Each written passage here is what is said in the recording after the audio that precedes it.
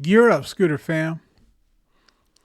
Today, I'm going to talk about why the Segway GT2 could be my next scooter. First, I got a couple things to get into. As usual, I wanted to give an update on my Patreon page. I finally got it up and running, and the link is in my profile, as well as I'll put it in the description in the video. In this video, so check it out if you wanna contribute to the Patreon. I have different levels that you can get involved in, different tiers, with the very basic one starting at $5 and then going up from there. $5 a month, that is. So very very small investment if you're interested in supporting the channel at the first level tier. All right. That being said, the next order of business is I wanted to discuss the T-Wing XTR camo is now out of stock. That was the one that was just over $3,000 and is out of stock. The black one I think is the nicer one. It is still on sale, but for $32.49 I believe. But and it's got this signal, turn signals, and then one other feature. I can't remember off the top of my head, but the camo's out of stock. Just as an update. All right. I also wanted to give an update on my brakes, on my Klima. So I got them changed out, and then today I got to go test. The brakes and see how they worked. And to be honest, I was a tad disappointed. And I'm not sure if those brakes just don't work well with the smaller rotors or what. But I my personal my experience, I wasn't the brakes were they were very smooth. They feel very good as far as using them. But I can't get enough pressure to lock them up to come to a quick stop. And so I was finding myself having to tighten them up, to where the handles. And I mean, even then it was difficult. Now I would have to use like two fingers. So as a note, how I like to use the brakes is with just one finger, and that way I can keep both hands on the grips with the other three fingers and thumb. So that's how I use the brakes. It gives me a better grip on the handlebars, especially using two full brakes. Taking two fingers off of both handlebars at the same time, handle grips at the same time, sounds like a recipe for disaster. And could be. So I like to leave three fingers on the grip and then use one finger on the brake lever, on each brake lever. And so I wasn't able to get enough pressure to come to a very quick stop when I was testing them out. And so after bled the brakes, got everything, I felt like everything was fine, and then tested them out, and I just really didn't feel like I mean they worked, and they were really smooth, like I said, nice. But they just didn't grab. They just didn't stop me dead when I needed to really stop without me grabbing with both fingers. So that'd just be terrible timing that I needed to use it. I'd have to grab with both fingers to come to a quick stop. I just don't like that idea. So I ended up just to test it out, because it was like, don't know why. It could be maybe there's some air in the lines or something, although I felt like I did a pretty good job.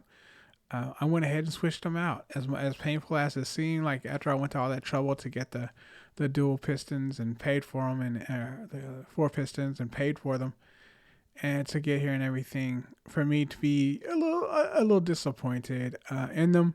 Not that I couldn't use them. I could use them. They do stop me, but just not, like I said, not easily. I had to, like I said, tighten them up to get it to where I could really get it to stop well with just one finger. But when I went back just to test it out, I went back to the to the other single slash two piston from the two piston brakes, and just to test and to see how it felt. Once again, I loosened the brakes up so that there was more give in the lever, and boom, back to normal. I'm able to stop with much less pressure, come to a stop and squeeze and get the wheels to lock with a single finger, which is like I said, really tough to do on the four piston. So for now, I'm gonna stick with the two piston brakes on the Klima for now. I think it might be that I'm using a 140 millimeter rotor, which is really designed for the two piston calipers. And so I'm not sure if that's the reason that I'm not, getting the grab that I should or not. So I'm considering at some point in the future getting larger rotors, the 160 millimeter rotors, and then trying the quad piston, four piston brakes again to see how that will perform. I really expected the opposite feeling. I really expected to feel like the brakes were performing better. I like the smoothness, but I thought the pressure that I would need to really get that scooter to come to a quick stop would be less than the pressure I would need on the two piston caliper. So for whatever reason, like I said, that wasn't the case, and I just like the way the other ones feel at the moment with the setup that I have. So my only guess is maybe the caliper, the 140 millimeter caliper, isn't made for the four piston calipers for the 140 millimeter rotor. So like I said, I have my eye on a couple right now.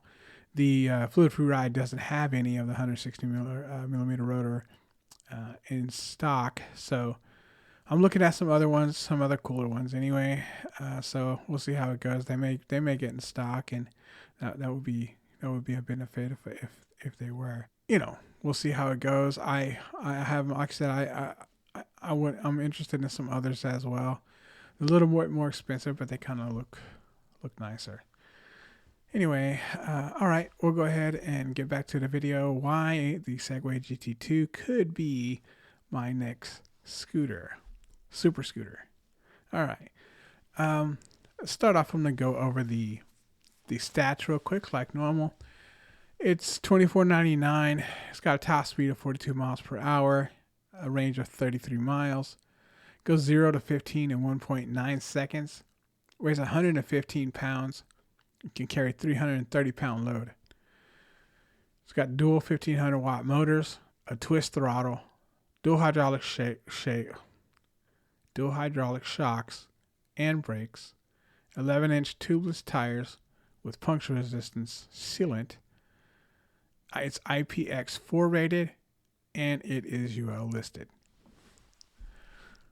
All right, so it's gonna go, back over. $24.99 for this scooter is a really good deal. I think, to be honest, I like the scooter at $24.99, and if I decide to spend that much on a scooter when it comes time for me to start sitting down and really considering a budget for my next scooter, I will we'll see how it goes. This is a definite candidate for my next scooter at $24.99. Of course, assuming this price is still good and that the scooter's still available. You never know. So at this price, it's a definite candidate for my next scooter. 42 miles an hour is the same as I get on the Klima. I'm unlikely going to be using that very often, if at all. And so it's nice to have, but I certainly wouldn't need much more than that. So 42 miles per hour is plenty for the Klima, and it'll be plenty on this scooter as well. 33 miles of range is fine. I think I'm not sure what this Klima is. I know the 30 amp hours rated at 25 miles, and this one here is rated at not sure, like maybe 20 or less. So I get 40 to 50, 40 in cold weather, 50 on it, in nice weather. I'm just doing my normal stuff. And so it goes 0 to 15 in 1.9 seconds, which is a tad faster than the Klima at 2 seconds. So that's pretty fast once again. And for that price, 2,500 bucks, 1.9 seconds. I like it. I like it a lot. 115 pounds. It is heavy. There's no question about it. It's a 120-pound beast. That's a consideration. That will be a consideration when it comes time to make my decision too. I'm not necessarily too concerned about the 115-pound weight as I am the way the scooter is designed. It doesn't fold up. Even folded up, it's still big. You know what I mean? Like the stem folds really high on the scooter. And I don't know. I don't know if you could even try to maneuver this into the back of a car. Even with some larger scooters that weigh that much, I believe you could try to maneuver them in your car. This one to me would be really difficult to do that. To get, if you had to, that would be, I think, a real challenge. But I could be wrong, and if I'm wrong, then you never know. But that's the one. That's the one kind of thing. It's not necessarily the weight itself, but the design makes it really difficult for it to be like a tuck away scooter when necessary. I mean, like I said, I could be mistaken, but I think it would be difficult to fit in the back of the car with that huge stem bottom there at the front, not being able to fold up and get smaller. All right, it can carry 330-pound load, which is great. The more the better. The battery is a 52-volt system, and then dual 1500-watt motors. So that's very nice. It does have a twist throttle, which is also a ding for me. I don't necessarily like the twist throttles as much, and it's one thing that kind of like I don't know, but it's not a deal breaker. It has a really nice display. It's not like one of those finger throttles with the display on the throttle. It's no. So I could live with the twist throttle. I could live with a finger throttle, although I wouldn't want to if they had a center display. But I prefer the finger throttle, the trigger throttle, least of all. It's my least favorite, just because the brake and the thing on the same. I just dual hydraulic shocks, really nice shocks on this scooter, and then dual hydraulic brakes as well. The tires are 11 inches, tubeless with sealant. That's really nice. I obviously 11-inch scooter for $2,500 I think is a decent deal at that price. And then it's got the sealant pre-installed. Hopefully it's not the grimy. It's the thicker wall sealant. Hopefully. But I like the 11-inch wheels at this price and for the scooter for sure. It's an IPX4 rating. That's another little small ding. 4 being the lowest of all. Light rain, a little bit of puddles. I wouldn't make a habit of getting it wet, but now and then the occasional accidental puddle or getting caught in the rain on the way home shouldn't be too big of a deal. It is UL listed, which is a positive as well.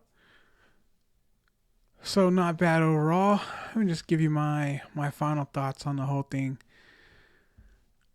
For $24.99, I like the scooter. There are some things that I don't necessarily like about the scooter, and just depending on what's available when I do decide to make my decision, what this price is and so forth. If there's another scooter that competes well, maybe cheaper or close to this price, and it solves some of those problems that this one has, but it still offers the performance and things that I like about it as well, then it might get beat out. I mean, there's lots of reasons that could happen, but I'll tell you the truth. This price, this scooter right now, if I decide to jump up to $2,500 for my scooter, it's a possibility. It could be the Segway Super Scooter G2. If you enjoyed this content and you found it helpful, please like, share, and subscribe. And if you want, join my Patreon. Happy riding.